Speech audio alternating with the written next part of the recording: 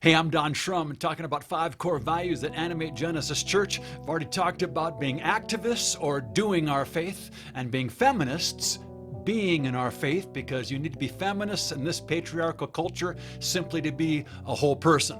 And today, I want to talk about scientists, thinking and faith. Science and Scripture simply belong together.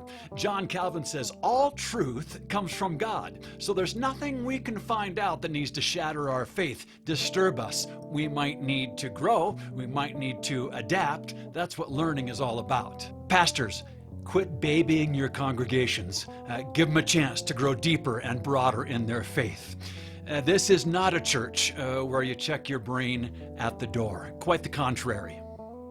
Listen, seminary was too much fun and too much damn hard work to leave it all behind. I don't know why so many clergy leave so much of what they know and have read and studied over the years behind for the sake of repeating what everyone has heard since youth group. Listen, all the scholarship available at our disposal is what I try to bring into preaching at Genesis. But to tell you the truth, it's our shared reflections, our dialogue time following the sermon, that really animate our congregation and teach in a whole new, deep way how to be scientists as well as believers. History, psychology, sociology, literary criticism, we should use all of it to help inform how we believe. These are all wonderful, life-giving disciplines. Christians on the right especially have played too well into an anti-science, fake news, racist, misogynist, dishonesty about elections, vaccines, global warming. Their thinking is costing lives now and well into the future.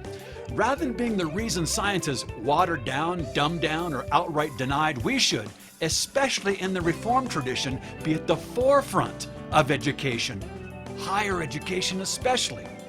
Too often we force our kids, even at 3rd grade, the first time they learn about dinosaurs, to have this split and start putting aside Bible church teaching with what they know, because the other 167 hours a week is where it lives, what they know to also be true. Let's not make them do that split. We need to teach mythology, metaphor, the development of religious traditions, the history and the development of our own tradition, our own denominations. There's nothing more powerful than sharing stories about how we have changed over time.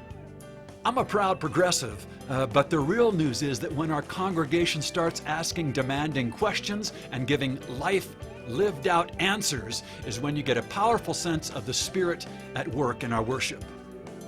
For an overview of a developmental approach to faith, check out our website, Genesis Colorado. Do you believe the same way you did as in junior high? If so, why? What else in your life is the same as it was in junior high? We have much more to learn and celebrate, not just in science, of course, but in Bible, in Christian theology.